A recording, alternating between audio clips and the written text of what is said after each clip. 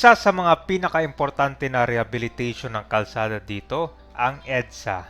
So yung budget na dating 17 billion pesos ay nababa ito ng 5.8 billion.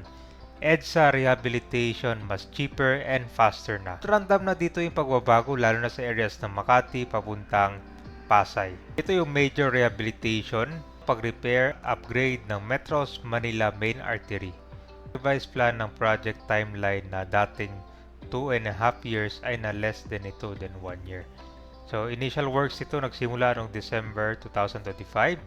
So bago ito mag-Christmas Day, meron na silang natapos dito sa Roas Boulevard to Orense in Makati. Ito yung first phase ng project. So natapos nila in 2 months ahead of schedule with the first phase costing about 1.8 billion. So ito feature natin ngayon, simula tayo sa monumento hanggang dito sa Pasay. Sidewalk at bike lane kung saan pinagsama. Pero ito nagawa nila simula sa may Estrella, dadaan ng Buendia hanggang Ayala. So marami yung mga pagbabago dito. Kasama na rin ito mga EDSA busway station, dinagdagan at expand na rin ito mga station para mas maraming mga accommodate na mga commuters.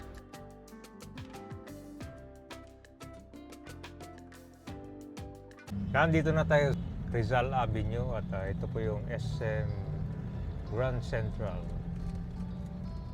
Dito tayo ngayon sa Caloocan. Dito tayo magsisimula sa pag-update ng EDSA Rehabilitation. Today is a weekday, tapos yung rush hour. Marami pala yung traffic dito guys sa Rizal Avenue papuntang Monumento. Ito bumper. Lalo na pag inabutan ka ng Shibuya Crossing dyan, no? Sa may SM Grand Central papuntang Victory Mall. So, dito tayo simula sa may Caloocan ulit. Ito yung update natin sa EDSA ulit, no? Sa rehabilitation. Saka ako na rin yung improvement ng flow. Matraffic pa rin ba? So ito guys, dito sa may Caloocan, in-expand na tong EDSA bus station. Okay, ito yung first station dito sa Caloocan. Kasi yung sunod dito dun sa Bagong Barrio. Kasi mati naman yung pila ng baso, ang haba oh. Hindi kaya i-accommodate pag maiksi lang yung station niya, kaya in-expand nila. Ito na oh. Kaya ang gulong sa taas na ito, parang aircon o parang electric fan. Ang isipin naman no? Yung bagong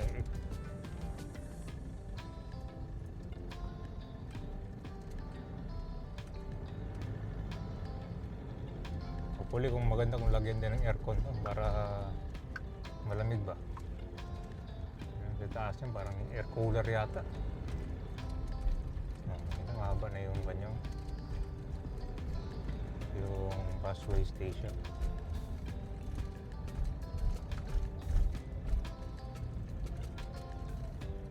So yung next station ito yung sa Bagong Barrio. So yung kalsada dito hindi pa siya na-repair talaga, no? I think dun sa may Roas Boulevard hanggang Orense. Yan yung kasama sa phase 1.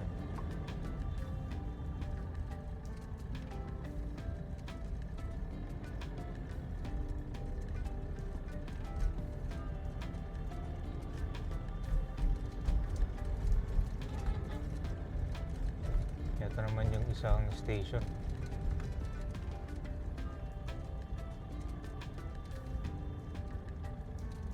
Maganda yung dito no, kasi meron na siyang traffic light. No? Yan, para sa mga bus na mag-stop sila tapos pwede mag-U-turn.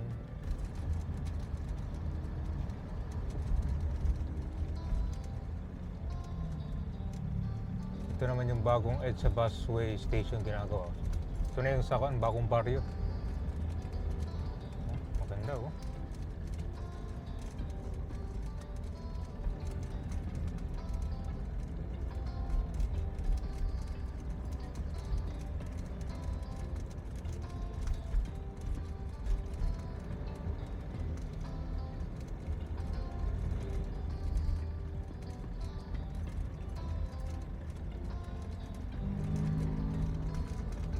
nandito na tayo sa Balintawak.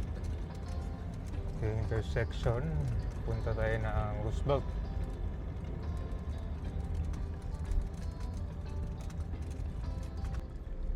Okay, so nandito na tayo ngayon sa EDSA. Ang next pupunta natin dun sa may SM North naman. So galing tayo dun sa Caloocan. May kita mo naman dito yung kalsada ka Benito Peña Calama, ayos. Ang lubak-lubak kasi tinan mo, yung kalsada dito parang band-aid solution na lang. Pag may butas dyan, ang ginagawa, tinatapalan na lang ng asphalt. Tinan mo yun, no? Diba? Ramdam mo yan kapag dumaan ka dito. So yan, lubak. Marami kasing dumadaan dito kabayan kasi sakop itong iba't ibang areas ng Metro Manila. So kumbaga ako talaga major highway. Kaya naman nung nasimula tong rehabilitation ito since December 2025. Nagsimula yan after nung Vesperas ng December 25. At in a span of ilang araw lang talagang nabilis 24/7. Pinupuntahan pa nga ni Secretary Vince Dizon to para ensure na ginagawa talaga, no? Yan, so ito na yung Kaingin na bus station. So good news din pala, no? Itong mga EDSA busway station dito ina-upgrade na rin. Una-una na dyan yung pag-expand nila para mas maraming mga bus ang ma-accommodate at makasakay agad na yung mga pasahero.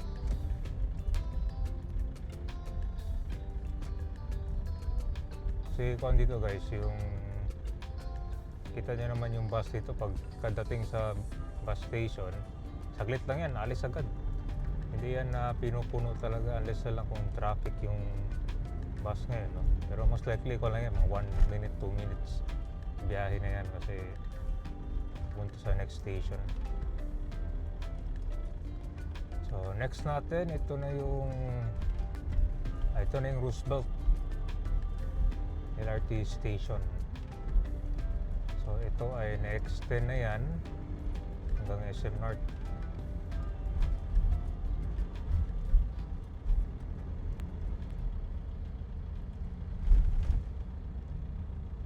Ayos. So dito guys sa area ng QC Caloocan wala pang nagagawa na rehabilitation ito. Doon lang karamihan sa Pasay, Makati, no? Pero may dami na tagaayusin dito.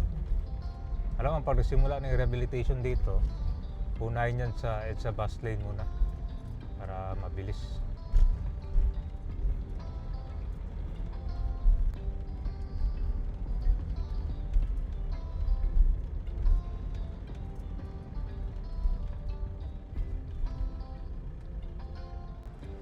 Alright, so nandito na tayo sa Roosevelt.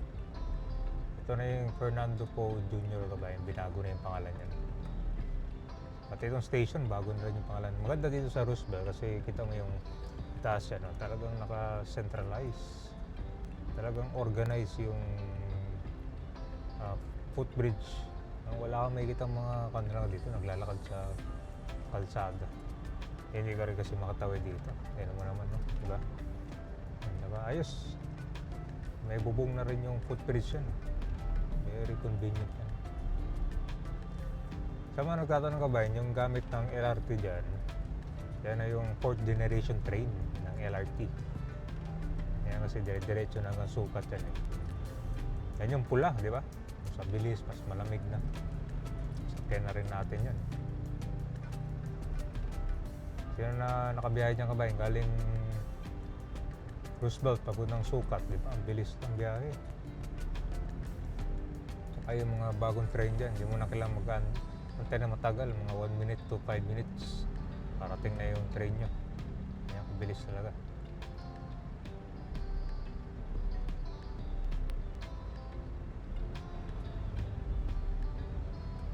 Ito, Fernando Poe Jr. Binago na pala yung pangalan ng station, no?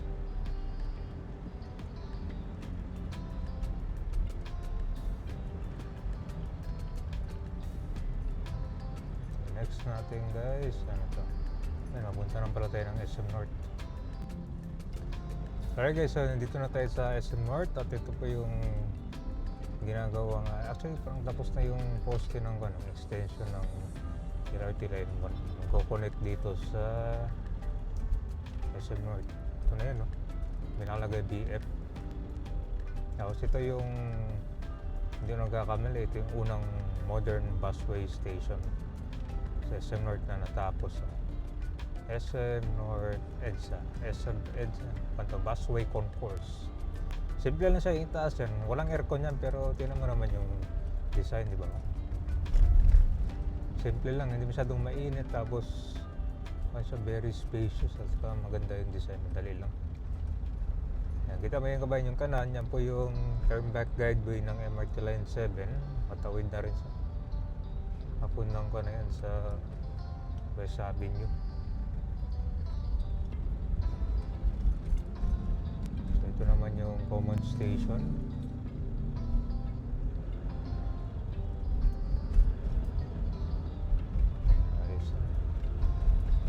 SM North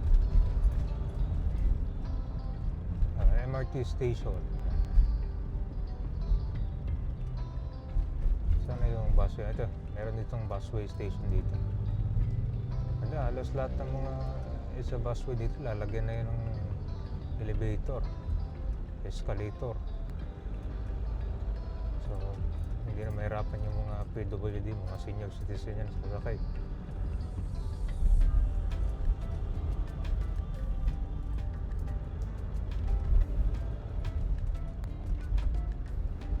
Ito guys, nakasarado na rin pala. So, gagawin na rin nila yung expansion ito sa SM, itong busway station. Ito naman yung EDSA busway malapit sa SM North MRT station.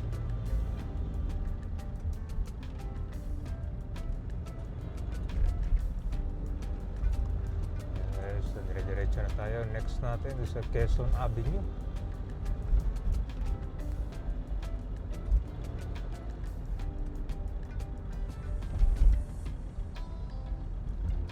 Ito guys, ang ganda na ng kwan dito, Vertis North, no? Yung dating squatter area, may solar na rin dito sa QC.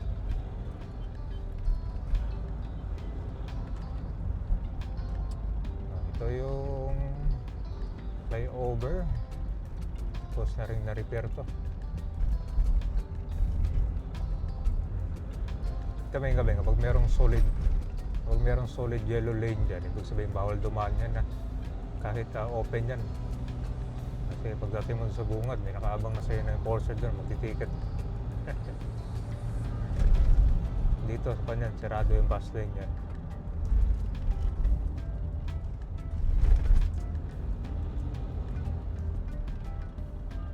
Dito guys, sana natin itong tinatawag nilang Mount Kamuning, sarado na yun eh. Dahil napalitan na dun sa bagong footbridge na nakalink din sa MRT station ay Kamuning.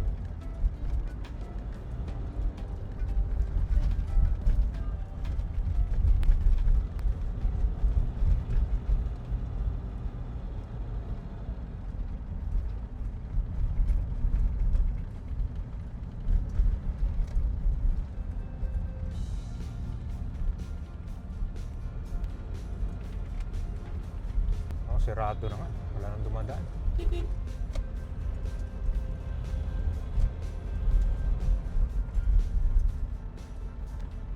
Yun o, sirado na.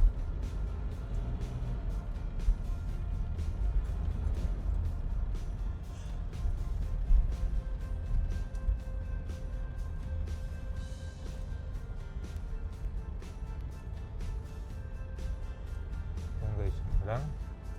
Nakakatan dito sa tinatawag nilang Mount Kamuning. Close for relocation, use the new Kamuning footbridge. So itong bagong station niya, yan, nakalink talaga dyan sa MRT. Nakalink dito sa bagong busway naman ito.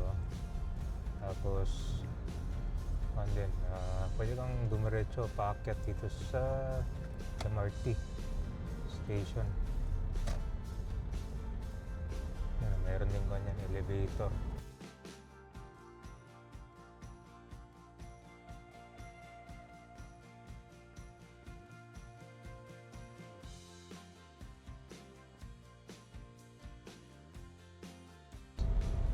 Isabi nyo yan.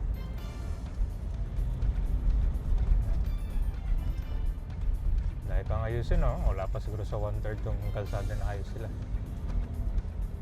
QC wala pa, pero dun sa Makati Amaya Pasay, ang ganda na tingnan ng kalsada dun.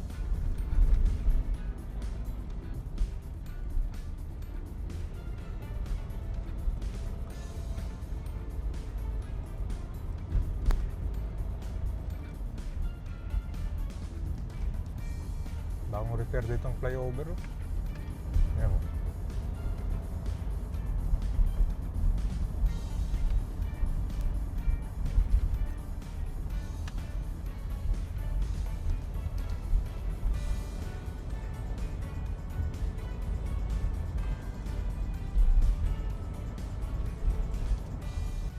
So, nandito na tayo sa NEPA Q-Mart.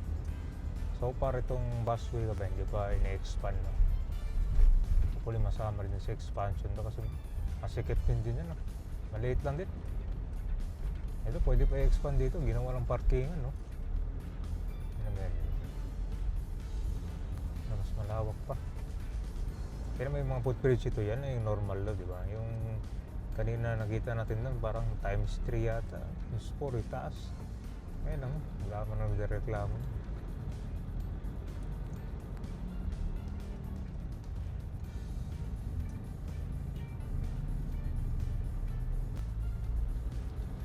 So ito may ginagawa na ring busway station. Saan ito malapit? Malapit sa Victory Liner, no? Ito na pala yung bago sa Cubao, oh. Malapit sa Pilindes. Ayan, guys. So good news to dahil itong in between NEPA Q-Mart to, eh. Kita mo yun sa kaliwa, ba niya yung bagong Pilindes Mall na dito malapit sa Cubao na. Ayan, so yung bagong station nandito.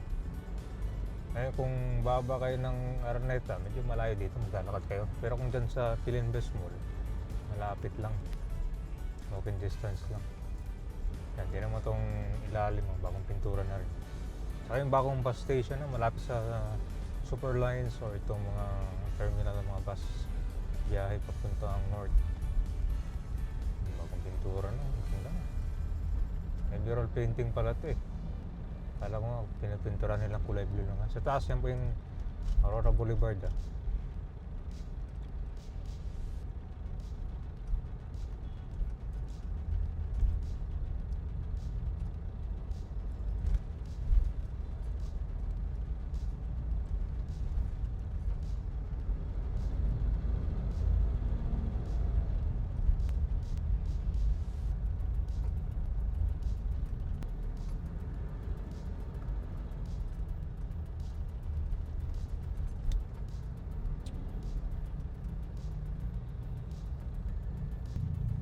Okay guys, nandito tayo sa kabilang underpass naman.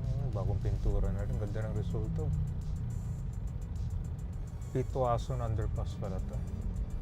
Ewan ko lang kung baha dito, ano, hanggang saan dito yung baha. Hindi naman siguro mukhang swimming pool doon, no? Parang similar kasi doon sa Quezon Boulevard din sa Quiapo, Manila. Parang swimming pool. Abangan natin yung panahon ng bagyo dito. Alright, so nandito na tayo sa Santolan Busway. So ito naman yung MRT station. Maliit lang din yung station dito, no? Siguro 2 bubong lang siya, eh. Sana ma-expand din to. Nakakita mo yung bangketa dyan sa kanan, no? Yung, di ba kasya yung bike lane dyan, nasa kalsada pa. Doon malapit sa Estrella, makikita nyo yung improved sidewalk and bike lane, di ba? Pinagsama na yung dalawa. Yan yung maganda para murang kaagaw. Pero maikli pala yung nagawa, eh. Estrella, Buendia to Ayala. Yan pa lang. Pero maganda naman yung setup ngayon dito, ha? Kaya lang yung sidewalk dyan, eh. Walang bike lane. Alright, so nandito na tayo sa flyover. Ito na po yung Ortigas Avenue Corner, EDSA. Traffic ngayon yung palabas ito. Next natin kabayan itong MRT Ortigas Station. Saka yung bagong one doon. Kakabukas na It's a busway station. Ortigas Busway Station.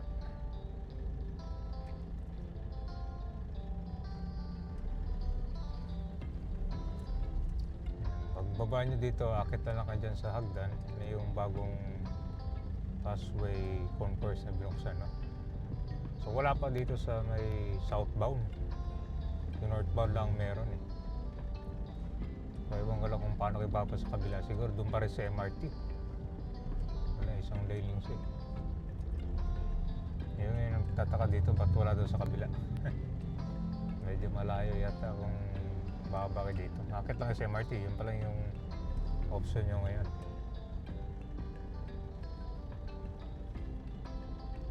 Ganda, may escalator din pala.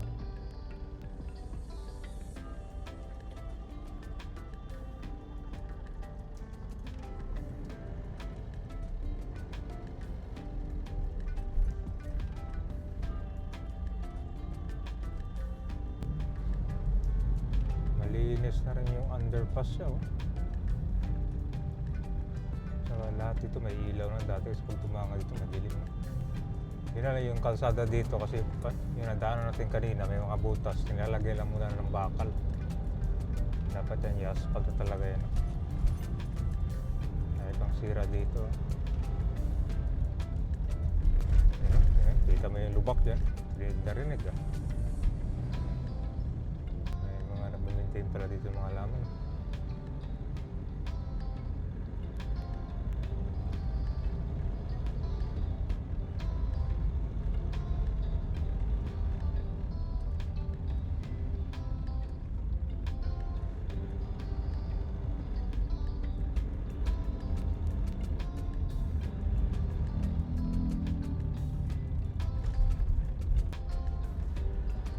Maluwag no.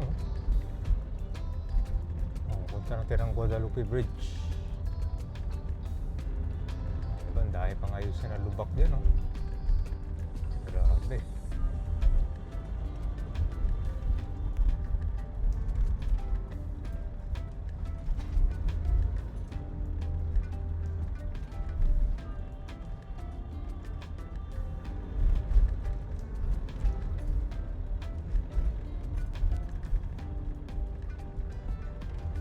Dito guys, maraming mga billboard dito sa Guadalupe dahil alam niyo naman, dito yung bottleneck ng traffic.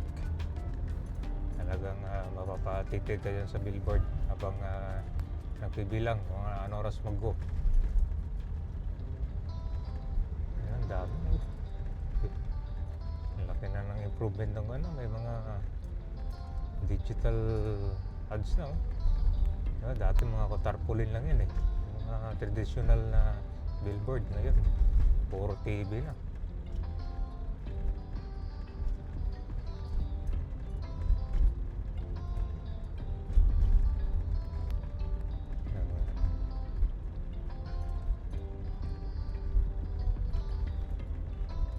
Okay guys, ayan, Guadalupe Bridge. At dito nagsimula yung rehabilitation. Ito ginagawa na rin yung busway, oh, station to, ah.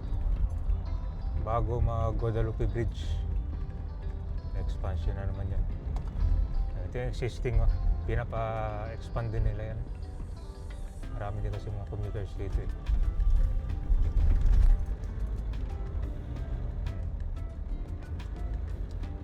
Tingnan natin mukhang tapos yung asphalt dito, ah. Ilan ba yun? Parang manyata holiday nagsimula. Ito guys, so ito na yung bagong asphalt to. Diba? Kita may resulta. Ang ganda no? Wala pa siyang mga marker lang. Ang ganda. Walang lubak. Ito talaga buo talaga yung asphalt. Hindi lang yung isa-isa. Yung pabutas-butas lang.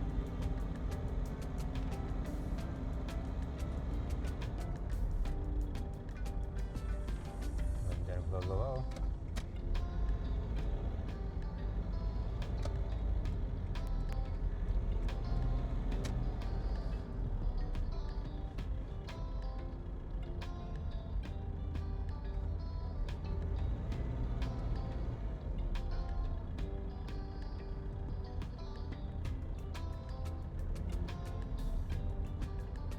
So tinaasan pala nila. Kasi mga yung nagkakamali, mga 1 centimeter, no?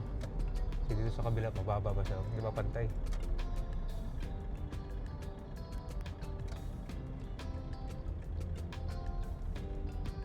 Dito guys, pakita ko sa inyo itong ginagawang sidewalk and bike lane improvement dito. Simula sa Estrella, mahaba na rin siya. Ayan, di ba? Hanggang Ayala Avenue na yan, no? Ganda, oh. Kaya alis na yung bike lane niya, nilipat na dun sa taas.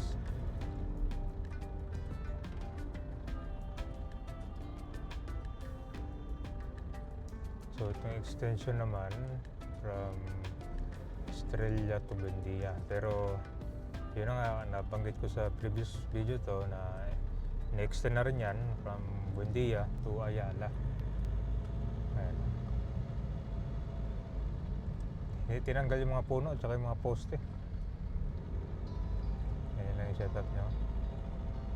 Ganda, di ba? Oh? Mabilis yung kanyan. Makapabalik ni Secretary Mestizo niya, tapos na.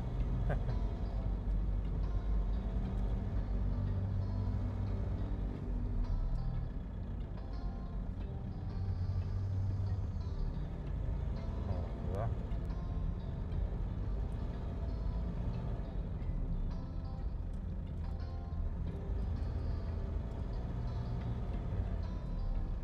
Sementado na lahat.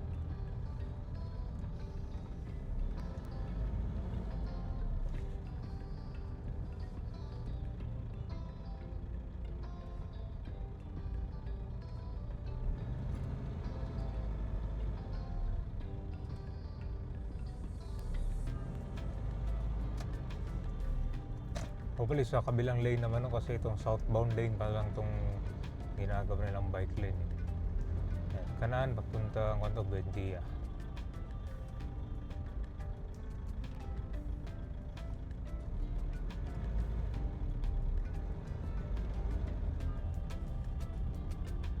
Ayan, so from Buendia to Ayala Avenue naman yung extension. Simula na rin. So dito guys, daang tayo sa Magallanes flyover naman to Baclaran. Sinirato talaga yung Magallanes flyover niyan para ma-rehab, no?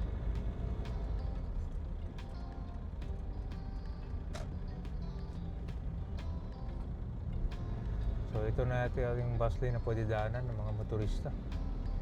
Ito, pwede daanan dyan, no? Bago mag-Ayala Avenue. So want to share the road.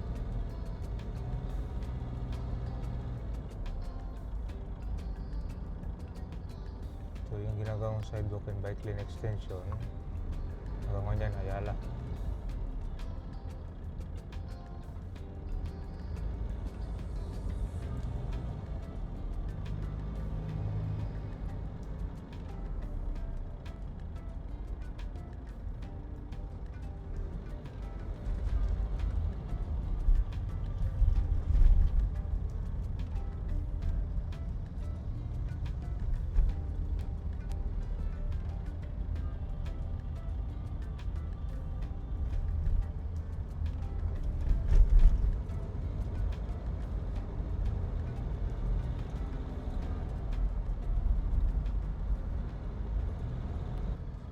Alright, so ito, daanan natin itong Magallanes flyover, top avenue to Ross Boulevard. Ganda ng resulta guys, oh. So from Magallanes to Pasay, ganito na yung kalsada. SLEX Alabang, so dito tayo sa pinaka-left. Kasi itong kanan, SLEX to Alabang na to. Yan, ba nagkamali ka ng pasok dito, wala na. Malayo na yung ikutin mo. Yan guys, oh. So yun, di ba, oh? Ganda na, smooth ng kalsada, oh. Wala nang lubak, oh.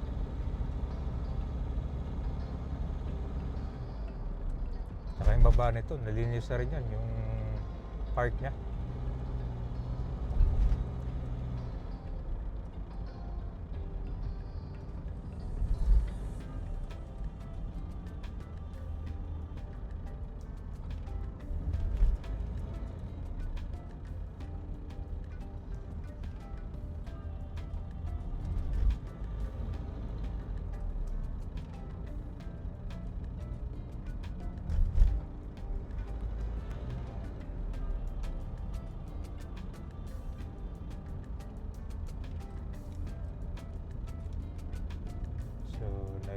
Quezon City, Cavite, kept left.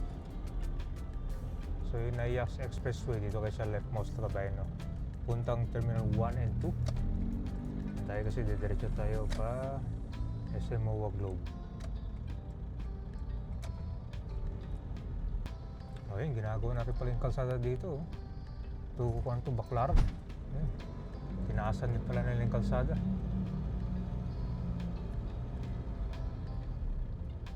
Alright, so nandito na tayo sa Baclaran. Ito na yung EDSA corner top.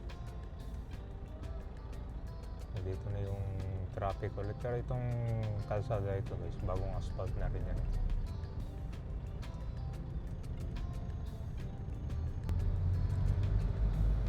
Diba? Ayan, mapuntang TAF. Kapalit ng Manila. Diba? Asphaltado dito yung southbound at saka north lane. So ito naman yung TAF busway station doon. Yung busway dito, wala pa siyang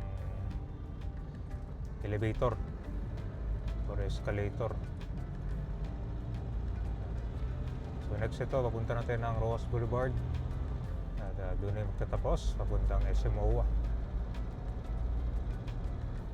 Yung mga bus dito guys, ang last stopover niyan sa PITX. And then, bababa pa yan dun sa SM MOA.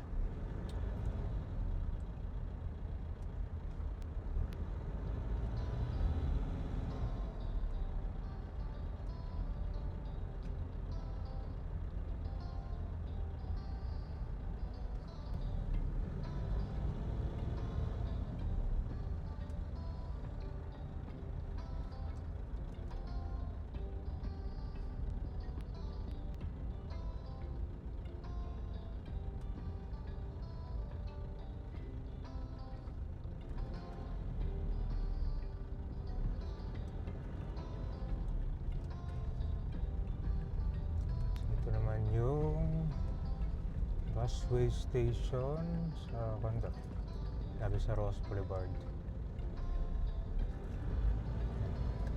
Dito wala pa yung ground, kasama sa improve din nila to, no? Wala siyang escalator dito.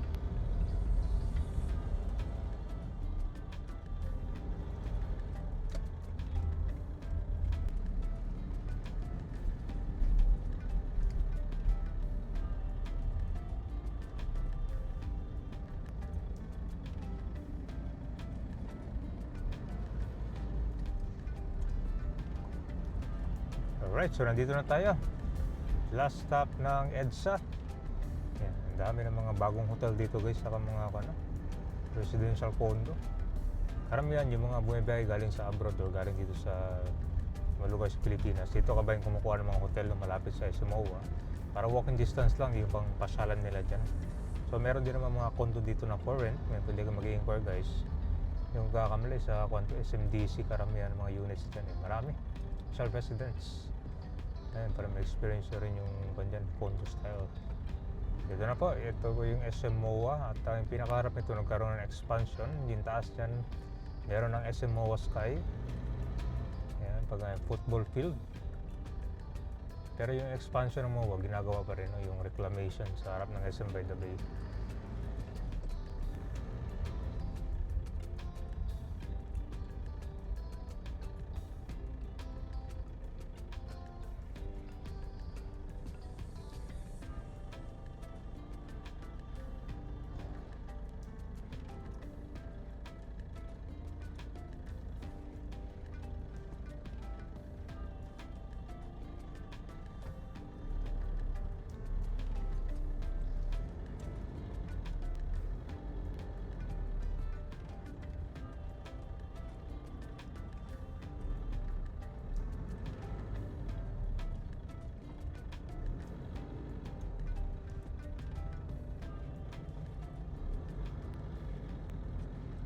Yan o. Saka yung kalsada dyan sa drop-off ng mga bus, inayos na rin kasi nag-viral yan eh, di ba? Sira-sira yung kalsada dyan dati, yung back to back talaga.